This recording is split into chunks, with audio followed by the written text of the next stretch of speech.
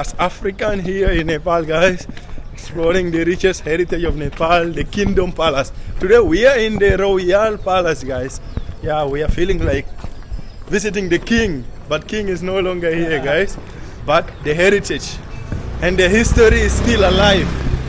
So something great, and I just feel happy how Nepal people, the government, the country still preserve this culture, guys. Wow. There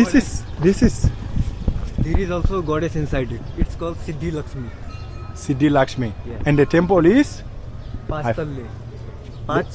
The building name is what? Nyatapola? You said something like that? Nyatapola is a place, but this is called Pastalle. Pastalle. Wow. Selfie. Okay. Come. Let's be. Okay.